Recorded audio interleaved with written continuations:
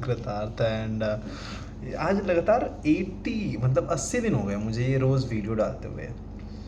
और मैं सोच रहा था कि क्या शानदार बात है नहीं कि आप लगातार 80 दिन, that is like almost 2 months and 20 days, that's like crazy. I don't know what to talk about, but I wanted to talk about adulting, something that nobody prepares you for in general. कोई आपको इसके लिए तैयार नहीं करता है, right? I am an adult now. I don't know, sadly, fortunately, unfortunately, it means कि मैं अपने कर्मों का जिम्मेदार खुद हूँ and I do not get to blame anybody or nobody is responsible for my actions. Whatever actions that I do, उसके अपने अपने कॉन्सिक्वेंसेस होने वाले हैं और होंगे। सो अभी जो अपडेट है that I somehow found this place, जहाँ पे आप मेरे वीडियो में आप देख रहे होंगे, and for some reason I have to change this place. And Delhi is not my city, you all know that. I'm from Kolkata. When I say not my city, as in I wasn't born and brought up here, I'm working here because this place pays me and I have a job here, and मैं यहाँ पे theater acting ये सारी चीज़ें कर रहा हूँ। और सो लोग जो हैं यहाँ पे अच्छे लोग भी है, बुरे लोग भी है। द थिंग इज़, जब आप कोई जगह लेते हो, घर लेते हो दिल्ली में, तो आपको कम से कम 2 महीने या 1 महीने का उन्हें सिक्योरिटी मनी देनी पड़ती है। मान लो अगर आपकी सैलरी आपका रेंट 20,000 रुपये है, तो उनको पहले आपको अपफ्रंट 40,000 रुपये देने पड़ेंगे सिक्योरिटी मनी, और 20,000 रुपये एडवांस। तो 60,000 रुपये आपके पास होने चाहिए किसी नए घर में जाने के लिए।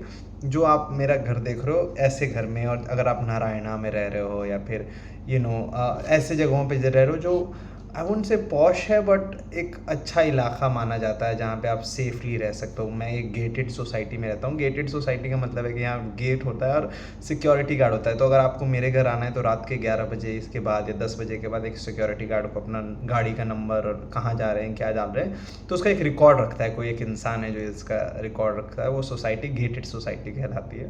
तो दिल्ली में गेटेड सोसाइटी के अगर 1 BHK कम से कम आप रहना चाहते हो तो 20,000 रुपये आराम से लग जाते हैं।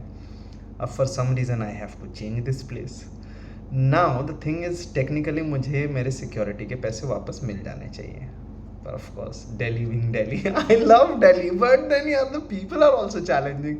They're not ready to give me my security money. I told them, मैं जिस ब्रोकर के पास से, अच्छा ब्रोकर का भी सीन होता है। आपको अगर कोई घर खोजना है तो आपको ब्रोकर को बोलना पड़ेगा, भाई मुझे घर खोज के दो। तो ब्रोकर जो है वो आपसे 1 महीने की या आधे महीने का रेंट ले लेता है। तो 20,000 है रेंट है, तो उसको अगर 10,000 रुपये देने पड़ेंगे या 20,000 रुपये देने पड़ेंगे। तो वो पैसे तो मैंने ब्रोकर को भी बोला, भाई मेरी सिक्योरिटी मनी मुझे वापस दिलवा दो। वो भी नहीं दिलवा रहा है। जो रेंट पे जिसके यहाँ मैं रह रहा था वो भी मेरे पैसे नहीं दे रहे।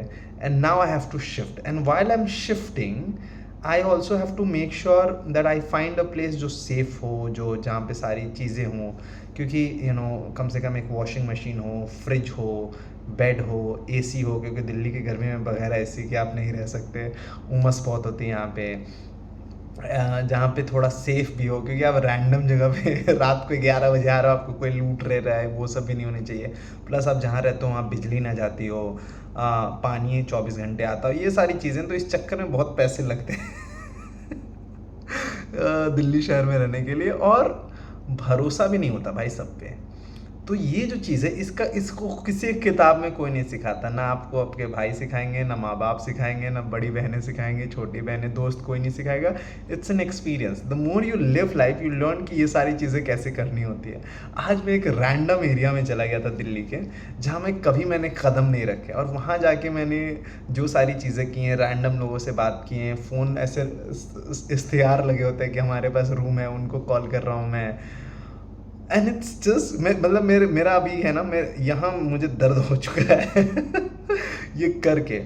मतलब I feel so emotionally exhausted also अभी आपको मैं हंसते हुए दिख रहा हूँ, but the thing is it is very difficult भाई साहब। And I am also happy and proud of my self that I could do it.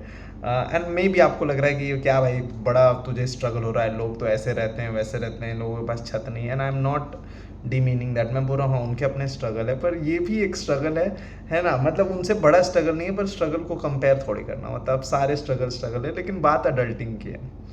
अब जब आप मान लो कहीं पे जाओगे तो वहाँ पे कहाँ से खाना खरीदोगे, अपने कपड़ों को इस्त्री कैसे करोगे, आयरन कहाँ से करोगे, कपड़े धोगे कैसे, अगर कपड़े धो लिए तो सुखाओगे कैसे, क्योंकि तब जो जब तुम सुखा रहे हो तो तुम बाहर जा रहे हो काम पे, तो वो कपड़े उड़ गए तो उसके लिए क्लिप कहाँ से लाओगे प्रोटीन का डब्बा कहाँ से खरीदोगे, जिम की मेंबरशिप जो मैंने ली, अब देखो अब मैं घर बदलूंगा तो मेरे यहाँ पूरे साल के पैसे दे दिए मैंने जिम की मेंबरशिप के।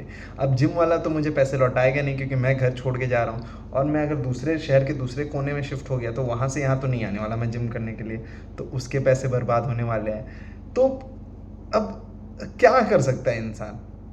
एक तरीका है कि मैं इसी इलाके में घर खोजूं, लेकिन वो भी बड़ा मुश्किल हो रहा है, क्योंकि नारायणा जहाँ मैं अभी रहता हूँ वहाँ 1 BH के घर वैसा होता नहीं, स्टूडियो अपार्टमेंट बहुत कम ही होते हैं, क्योंकि ये ज़्यादातर ऐसे यहाँ कोठियाँ हैं, बंगले हैं, वहाँ 1 BH के खाली होता नहीं है, और अगर होता भी है तो बहुत महंगे हैं वो, क्योंकि ये इलाका ऐसा है। अब यहीं क्यों रहना, क्योंकि यहाँ से मेरा वर्क प्लेस सामने है ना, तो ये सारे चक्कर है। पॉइंट ये है कि जब आप अडल्ट हो जाते हो, जब आप बड़े हो जाते हो, तो इन सब से आपको खुद ही जूझना पड़ता है, and you cry about it, है ना। मैं इसके बारे में 10 बार कम से कम इमोशनल ब्रेकडाउन हो चुका है मेरा, मुझे समझ नहीं आ रहा कैसे करना है, क्या करना है भाई। लेकिन और मैं यहाँ 2 साल से, पिछले 2 साल 2.5 साल से रह रहा हूँ, और यहाँ पे मैंने सब कुछ धीरे धीरे सीखा था कि अच्छा यहाँ पे जाने पे कपड़े आयरन होंगे, इसको फ़ोन करने पे मुझे घर पे ये सामान ला के देगा, यहाँ से वो आ सकता है, यहाँ से अंडे ले सकता हूँ मैं, यहाँ से चिकन आ जाता है, ये सारी चीज़ें आप धीरे धीरे फिगर आउट कर लेते हो, है ना। लेकिन अब नए जगह पे जाके उसे फिर से फिगर आउट करना पड़ेगा, और हो सकता है फिर जैसे ही आप फिगर आउट करो आपको बदलते रहना पड़ेगा, और फिर हो सकता है कि आपके कोई पैसे मार ले, हो सकता है कि आपका समय ज़ाया हो जाए। अभी जैसे मैं आपका एक बजट होता है, उस हिसाब से आप सारी चीज़ें कर रहे होते हो, अब वो भी इधर उधर होने वाला है। And it's not a rant, but I am just saying, has you live life you learn कि ये सारी चीज़ें आने वाली हैं, है ना तो अभी मैं बहुत सारे कमरे देख रहा था, और वहाँ पे दीवार पे से सीपेज है, सीपेज मतलब वो साफ है जो भी है, पर बारिश की वजह से ना वो उसमें दाग पड़ जाता है, और आपको लगता है ये क्यों है पर वो कहते हैं नहीं, इतने पैसे में तुम्हें यही मिलेगा, and then you think what do you mean, I mean मैं भाई इतने पैसे तो दे रहा हूँ, और आपको लगता है वो पैसे काफ़ी नहीं है, and then you realise shit bro, अगर ये पैसे काफ़ी नहीं, इतने मतलब मान लो 20-25 हज़ार रुपये अगर काफ़ी नहीं है, कितने लोग हैं जो उतने पैसे महीने में कमा रहे हैं crazy, crazy, crazy.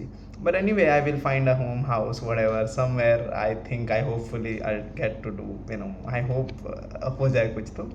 पर मैं कह रहा हूँ जैसे जैसे आप बड़े होते हो, ये अडल्टिंग का एक ऐसा हिस्सा है जो आपके, जिसके लिए आपको कोई प्रिपेयर नहीं करता। ऐसे बहुत सारी चीज़ें हैं, जैसे पहला हार्ट ब्रेक, है ना, अब आपका करियर, आपको क्या लेना चाहिए। जब मैं छोटा था तो मुझे हमेशा से सवाल आता था, जब मैं 11th में था तो मैंने मतलब 10th के बाद हमें एक स्ट्रीम चूज़ करना होता है, मैं वेस्ट बंगाल बोर्ड से पढ़ा था, तो वहाँ साइंस, कॉमर्स, आर्ट्स तीनों में से एक लेना पड़ता है। मैंने साइंस ले लिया था, PCMB मतलब physics, chemistry, maths and bio था मेरा, और मुझे हमेशा लगता था काश I would have known better, because मेरा आर्ट्स में ज़्यादा इंटरेस्ट था, ह्यूमैनिटीज़ में मैं कविताएँ वगैरह लिखता था, एक्टिंग वगैरह करता हूँ मैं अभी। तो मुझे लगता था काश मुझे कोई बताता, and now when I live, and I have lived उसके बाद से 15 साल, नाउ आई थिंक कि भाई 15 साल 13 साल जो भी मैं जिया हूँ उसके बाद से, कि भाई ये अडल्टिंग के लिए nobody has prepared me, nobody has prepared me, and I just think how is everybody doing it, so I thought I'll just come and talk to you all about it. अगर आपको video अच्छा लगा हो तो like कीजिए, comment करके मुझे ऐसा ढाढ़स बताओ कि हाँ कृतार्थ भाई हमारे साथ भी हुआ है ऐसा कुछ तो एंड या thank you so much, I hope it helps, and if you have a house in the city and you're living with your parents or family, just thank them, it's a privilege, it's a privilege कि आपको गरम खाना मिलता है भाई। मुझे कई कई दिन हो जाते हैं जो जो चूल्हे पे बना खाना मुझे नसीब नहीं हो पा रहा है, मैं कहीं तो ऑर्डर कर देता हूँ। ये सारी अलग struggle, I don't want to cry about it, it's a life that I have chosen, I can finally मतलब मैं कोलकाता में जाके आराम के जीवन जी सकता हूँ, but this something that I have chosen, I don't want to cry about it, and there is a saying that you cannot complain about having too much on your plate when you wanted to eat, है ना। So I want to eat, so I do not mind this, and I know I will figure it out, ये सब होते रहता है। I'm just saying it sometimes it's overwhelming, and I wanted to share this experience कि अगर दुनिया में आपके साथ अडल्टिंग हो रही है तो समझिए ये नॉर्मल है, हो जाता है, सब कुछ ना कुछ कर ही लेते हैं। All the best, I love you.